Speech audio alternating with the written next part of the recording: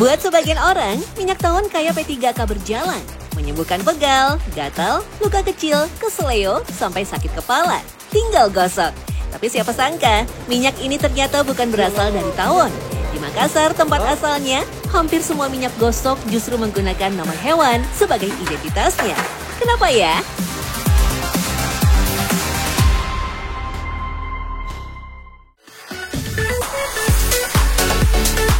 Di kawasan Lajang Nyiru, Kota Makassar, Sulawesi Selatan, ada produsen rumahan yang memproduksi minyak gosok setiap minggunya.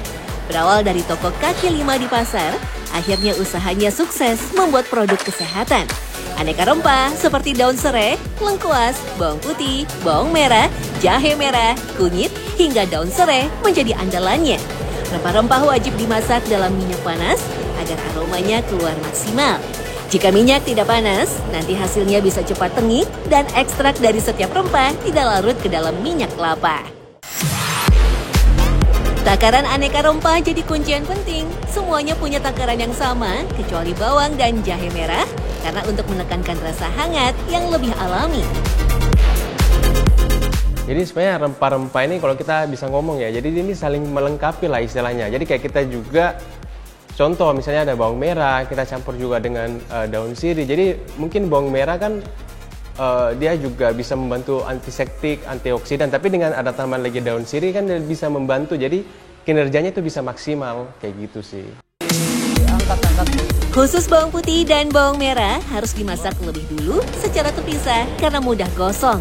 Menariknya lagi, semua rempah yang digunakan asli dari petani yang ada di Makassar. Selain bawang putih dan bawang merah, ada pula jahe. Sebagai pemanas alami, jahe bisa meredakan pegal dan mencegah masuk angin. Sedangkan lengkuas bisa membantu meringankan otot yang bengkak dan membunuh bakteri pada kulit. Di sisi lain, lengkuas juga berperan penting dalam menjaga kualitas minyak gosok. Keseluruhan minyaknya kena bahan-bahannya semua. Begitu. Setelah semua bahan selesai dimasak, minyak gosok harus didiamkan minimal selama 24 jam.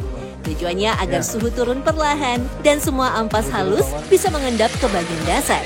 Minyak di bagian atas auto jernih dan lebih mudah disaring.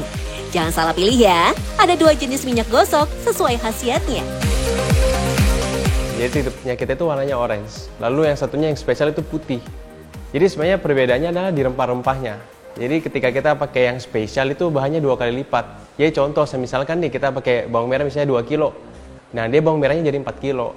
Jadi kenapa akhirnya dia lebih ke spesial? Karena kita tadi lebih mengutamakan bahan rempah-rempahnya, kayak gitu loh. Berbeda dengan minyak gosok hits asal Makassar yang menggunakan botol kaca. Adrian, sang pemilik usaha, memilih kemasan plastik. Tentunya jenis plastik khusus yang tahan dari sinar matahari agar tidak merusak kualitas si minyak gosok. Karena ini kan pengisiannya menggunakan botol plastik, jadi memang harus didinginkan terlebih dahulu. Kalau botol plastik kan lebih praktis, tidak mudah pecah, jadi kami menggunakan botol plastik. Sebagian besar minyak gosok tradisional bisa tahan hingga 5 tahun. Tergantung komposisi bahan, kebersihan proses produksi, dan kondisi penyimpanan. Nah, penyimpanan terbaik pada suhu ruang 25-30 derajat Celcius dan tidak terkena sinar matahari langsung. Karena UV bisa mengubah komposisi kimia minyak.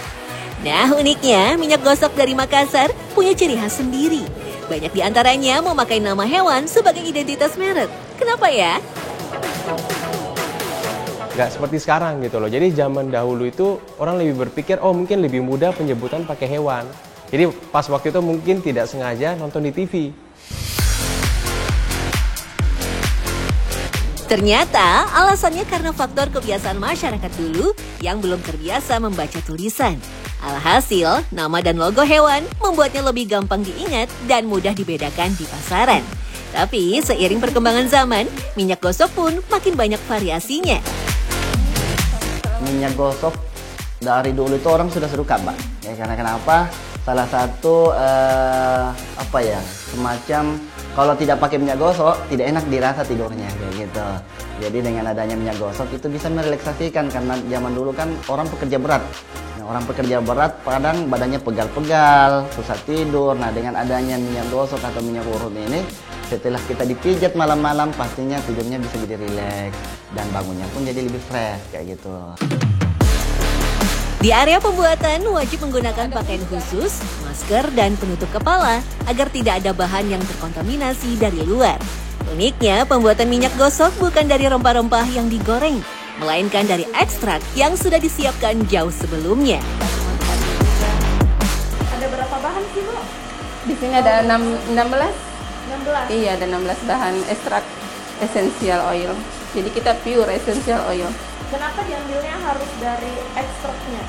Karena kita sendiri tahu itu ekstrak tumbuhan itu dia memiliki banyak manfaat. Jadi kita mengekstraknya tanpa menggunakan bahan tambahan. Jadi pure bahan alami itu sendiri agar manfaat dan khasiat dari bahan-bahan ekstrak itu sendiri semua bisa keluar. Minyak zaitun atau olive oil sebagai bahan utama. Semua bahan mulai dari ekstrak cengkeh, serai, jintan hitam, kayu putih, dan lainnya dicampur menjadi satu menggunakan mesin pengaduk khusus. Salah satu rahasia utama dari minyak gosok tradisional yaitu ekstrak gandapura. Tanaman yang banyak ditemukan di Asia Tenggara memiliki khasiat utama anti nyeri dan anti peradangan. Minyak gandapura tidak boleh dipakai langsung karena kandungan aspirinnya yang tinggi. Makanya lebih cocok dicampurkan dengan aneka bahan lainnya yang menghasilkan minyak gosok. Kenapa minyak gandapura ini wajib ada?